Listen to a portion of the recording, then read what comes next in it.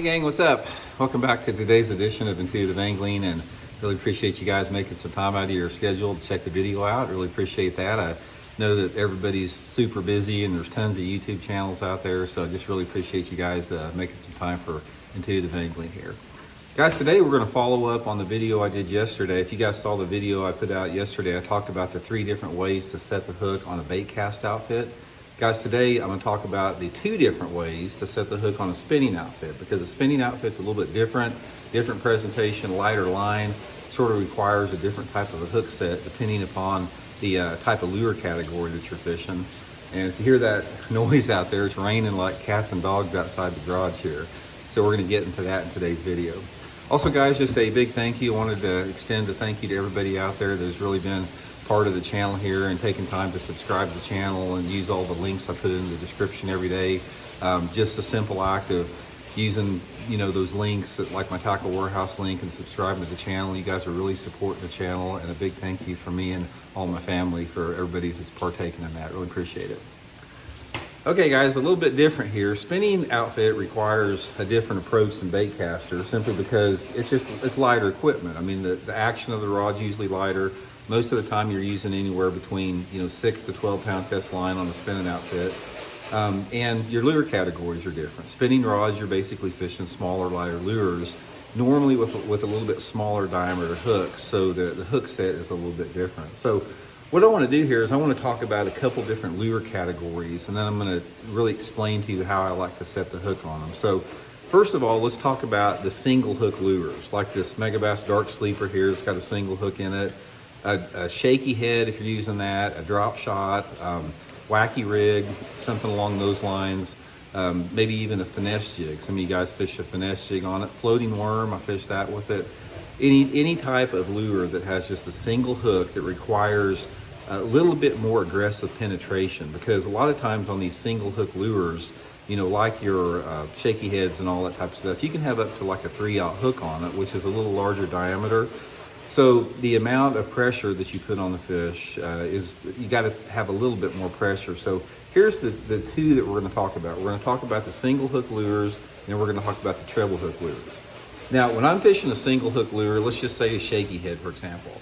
I'm casting it out there, get the camera down here, and working the bait until I feel a strike. Now, the first thing that you want to remember before you set the hook ever, guys, I talked about this a little bit yesterday, is you never want to be one of those anglers that feels a strike and just jerks immediately. It's like, you don't need to do that. You need to hesitate a little bit. So if I'm fishing a bait that I'm working along the bottom slow, where actually the fish inhales the bait and starts swimming out with the bait, I want to let that fish move with it a little bit. Most of the time, I let that fish swim anywhere between 3 to 6 feet before I set the hook. Now, say, I've got my shaky head out there, I feel the bite, it's going out there. The next thing I want to do is I want to lead the fish until it gets my line tight. And as soon as it gets my line tight, I'm just going to snap back like that and start reeling at the same time. I'm not going to jack it real hard. I'm just going to snap back like that. Just a nice, gentle snap. Not a pull into it like we're going to talk about in a second, but an actual snap. Now, the important thing with that is when you snap it like that, you don't want to snap it and stop reeling. You don't want to there he is, and go like that. You want to snap it and start reeling immediately. You don't want to have any slack with that. And the degree of snap that you have, as far as how hard you snap it, has to do with your line test. Now, for example, I've got 6 pound test line on this Dark Sleeper here. Obviously, when I get a bite, I can't, set the hook as hard as I do with 12. So if I'm using 6, I'm more of a snap like that. And if I'm using 12, like on a shaky head, where I may go a little bit harder. But I'm trying to penetrate that hook on a tight line. I don't want to set it on a slack line. I'm trying to penetrate that single hook on a slack line. So just a quick snap, reel at the same time, all the time. That's the way to do it on a slow lure. Now for the moving baits, like a jerk bait or a little crankbait. I fish a lot of small crankbaits like, Shad Raps and that Megabass Z2 crankbait. It's got small treble hooks on it. You guys know that I fish all my jerk baits on a spinning outfit. When you're fishing that, guys, if you're, say you're out there and you're reeling your little crankbait, or you're jerking your jerk bait like that, or just anything you're reeling through the water column, or even something like a little swim bait, like a little 2.5 or 3 inch Keitech swim bait or spark shad with a little wire hook on it. When you're reeling a bait like that, like crankbait or jerk bait or even or anything with the wire hook on there, and you get the bite on it, prepare yourself. And again, you don't want to jerk quick. Even if you get a bite like on a crankbait, don't like feel that bite and jerk immediately. Prepare yourself mentally, like every cast that you're expecting a bite. So you're reeling your little crankbait through there or your jerk bait and you get a bite. All you have to do, guys, is just keep reeling and lean back into it. Don't set the hook like that.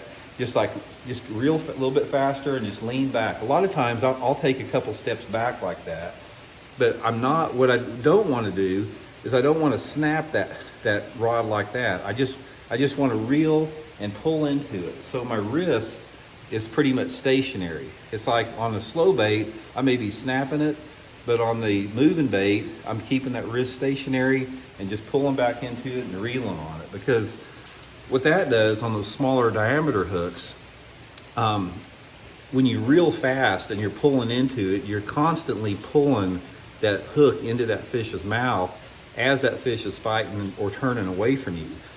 The reason this is critical is if you get that hook in the soft part of the mouth, which on a bass is right here, just below the rough lip on it, if you get a hook in that soft part of that mouth, it will tear really, really easy.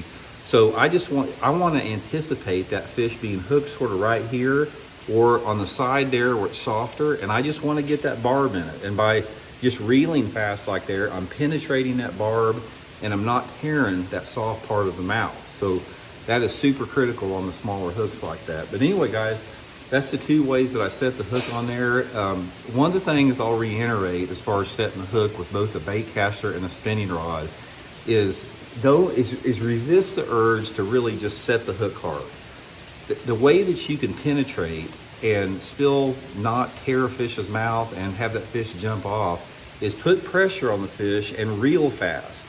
By reeling fast like that, you're taking up that slack and you're driving that hook in there by the reeling force, and it's not being jerked into there like that. Because when you jerk it like that, and it's in that soft part of the mouth, a lot of times you're going to tear that, and then that fish comes up and jumps off because you bored a little hole right there. But by just reeling into it, it just penetrates that barb and doesn't tear the soft part of the mouth. So anyway, guys, that's the way you want to set them on a spinning rod. And if you guys look back to the video yesterday, I'll link that video on the bait caster in the description here if you guys want to check it out too, if you missed it yesterday.